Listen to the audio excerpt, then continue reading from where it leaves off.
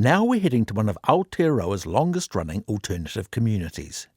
Rainbow Valley is located on regenerating whenua at the end of a winding gravel road near Tākaka in Golden Bay. Cosmo's out and about in the rain with long-term resident Robert Jenkins.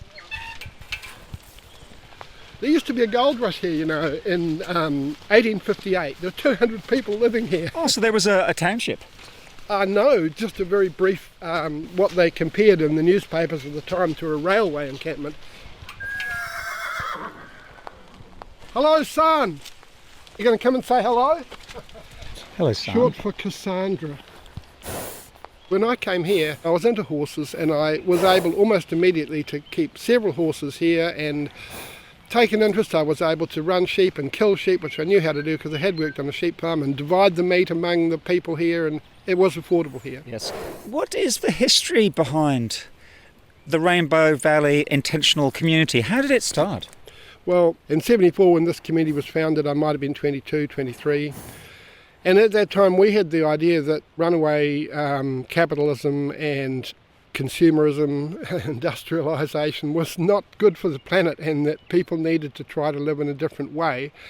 We perceived that it might be even more enjoyable to live in a different way where you didn't have a 9-to-5 job and a mortgage, and that people could support one another by living communally, and rather than owning private property and profiting from the sale of that, they could all own things together, which would make them a lot more affordable. And also makes it much less likely that anybody is going to profit personally from the sale of anything. I mean, we've got 25 acres on this side of the river, well over 100 acres in all. Also, you've got quite a bit of land. Yeah, and this is the paddock where I've recently established, with a lot of community support, quite a large wetlands area because it was muddy ground and we didn't want the cattle getting into the mud and, polluting the streams. Yes. So what have you planted so far? A lot of harakeke. We must have got 40 fans at least out of just one bunch of harakeke beside my house. And it looks like it's all taken. Yeah. And the kānaka, well, you might see kānaka over there beyond the buttercup in the woodlot along the far edge of our farm. Can you see? Yes, I can. Yep. So that was all seeding. So we went and dug up that. But then we got help from Streamcare New Zealand. I think Fonterra and the government helped to subsidise our purchase of seedlings from a nursery. So the Pittosporum, the Putuputaweta, the Aki, there's Rimu and Kahakatea, quite a lot of Kahakatea. Anyway, it's all coming away and looking lovely, and I hope to see it not only protect the purity of our water, but also eventually become a part of a lot of native plantings here. I don't know if you've noticed the tui flying over and things like that. I did actually, yes. And beyond the wetlands, we can hear the river. Yeah, that's right. The mighty Anatoki comes rolling down, crosses the valley from that side to that side, and then on down. And you've just followed it up here in your car, haven't you, up the bushy gorge? Yeah, it was quite slippery in this rain. We've probably known it worse. In fact, we had no road at all there about, a year and a half ago, and we had to do our groceries for a 3-kilometre walk with wheelbarrows because we had cars on each side but no way to take a car through the middle. Is that because the road got washed out? The road was washed out from underneath and landslips fell on it from above. Just a heavy rain, unusually heavy rain. Now, looking around us, the hills are covered in beautiful native bush. They are. But where you're looking up there, that was all sheep farming land, and they had planted gorse, believe it or not, as a seasonal feed for the sheep. It was matchstick farming. They used to burn the gorse off every 1 or 2 years, and the new emerging gorse was palatable to sheep. That was farmed for probably 50 years like that. When the hippies bought it, they simply, no more farming, no more burning, and so everything you see up there has just come back from gorse in the last 50 years, and we're going to celebrate our 50th birthday this year, so that's when the community was founded, 74. A long time ago, and it's been going strong ever since, I guess. Or have there been ups and downs? Community living is a challenge, obviously, and this community has got one of the most stable populations I know of, or the most stable population. I'd say half our adult members now still have been here since the 70s. Near enough. Gosh, and how many people live here permanently?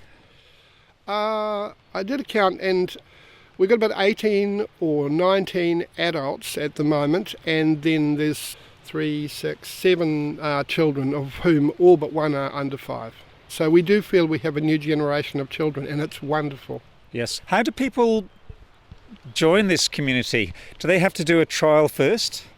The system that evolved was that people had to come here and stay here for at least 3 months if they wanted to stay here long term. And until they'd been here 3 months, they weren't even allowed to ask for permanent residence here. And when they did ask, it was understood that they would then need to buy shares at a very reasonable price and provide themselves with a home, whether by buying one that someone else had built or by building their own. But they couldn't be accepted as future co-owners until they'd been here for another 12 months. So they had what you'd call at least a 15-month waiting period.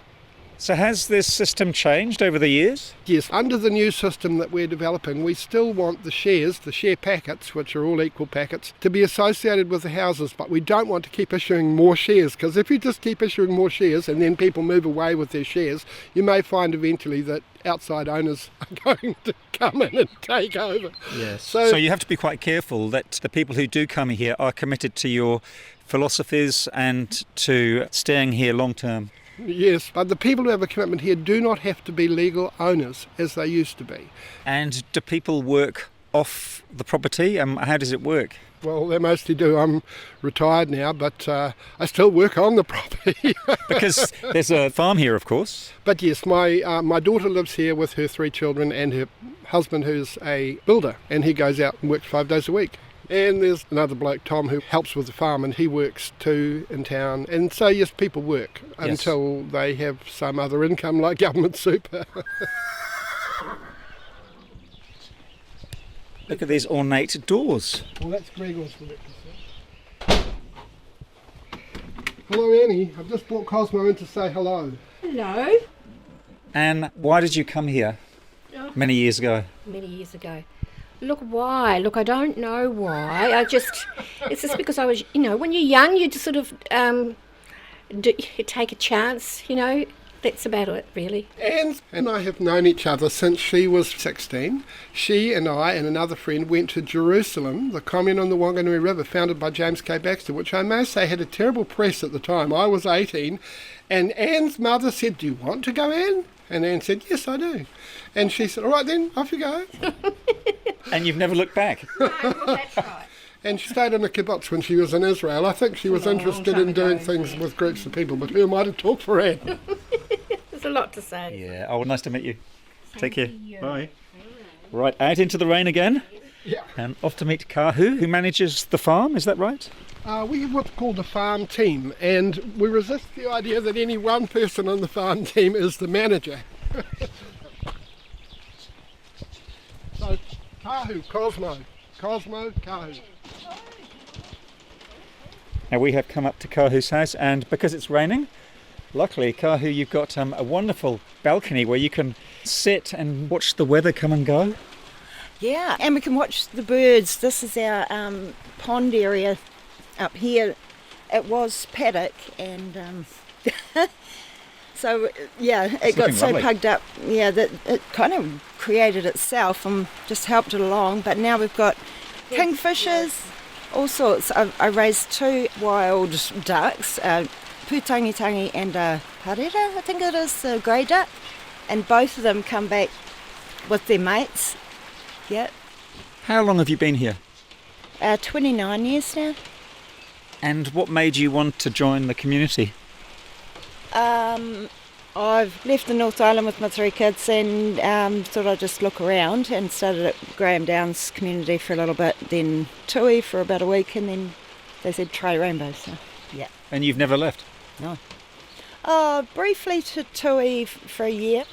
Turi is another intentional community in Golden Bay. In fact, I've done a couple of stories there. Oh, great. Yeah. Yep. So how old were your children when you came here? 1.5, 3 and 8. Yeah. Gosh, so you had your hands full. Mm-hmm. When you came here, where did you live? Down by the barn. There's a building by the barn down there. It was 1 room. And I covered the bottom in, so we had 2 rooms then. And but then this place came up for sale, so I was really lucky to get it. Yeah. Now you are part of the farm team, is that right? Yeah, for the last 6 months we've created a new farm team and we have 8 cows at the moment. 4 will be breeding next year, but we just have 1 hopefully in calf at the moment by AI, which is our milking cow, and the others are steers for eating, so yeah. Yeah, to feed the people who live here at the community. Well, that's what we're trying to get back to, is concentrating on ourselves and our own needs for a while and resting the place, because the really intensive farming came to quite a crisis and we realised that it needed a rest. The ground was not coping with the number of stock that were here. So you've reduced stock numbers? Yep, from 45 down to 8. Yes. What do you love about living here? Oh, the quiet, the isolation, the river. I love swimming in the river. Just the actual freedom of being able to be naked, do my garden, do my sculptures. Yeah, and I do enjoy people when I'm able to. But yeah, it's beautiful. I just wake up in the morning and go, well, there's nowhere in the world I'd rather be than here. Yeah. Now, even though it's raining, Kahu, can we go up and have a look at your small herd of cows? Yeah, sure, great.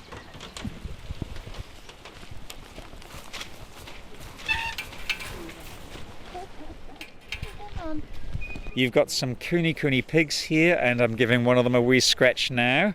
Oh, it's loving this. Yeah, they can squeeze through the sheep netting at the moment. As soon as they get big enough, they won't be able to anymore. Yeah, how many have you got? 4 little piglets at the moment, and a mum and dad. Now, Go up to that gate, there's a great view from up there. we've come into one of the stock paddocks, and the cattle up there are taking refuge under some of the trees. Yeah, in front of us is Django. He's our steer for eating next year. I've called the little black one here Tākaka. Bristol's up behind him, and her little calf Marama. And the Hereford's the last of the last stock that will be eating her next year. We've got a wonderful vista of the whole valley, and we can get a glimpse of the Anatoki River. Can you see all the Mānaka and Kānaka on the slope behind it, or on the flat land on the other side of the river? That's all our land too. How do you get over the river? There's various fords, and we've got a flying fox.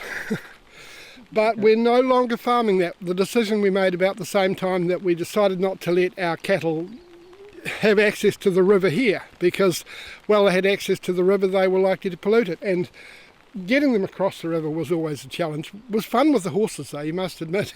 Yeah, me and Robert used to take them over on horseback. I'll tell you what, getting across the river on a horse, it's the best way to do it. Now from here we can see most of the houses that are tucked into the base of the hills, and in the middle of the valley it's just paddocks and bush and trees. Yeah, and when you look down from above, it looks beautifully organic. I've never seen a housing development anywhere that seems to fit the land so well. Robert Jenkins and Bovine Chorus ending that story from the Rainbow Valley Intentional Community in Golden Bay. Cosmo Kentish Barnes was also talking to Anne Taylor and Kahu Squires.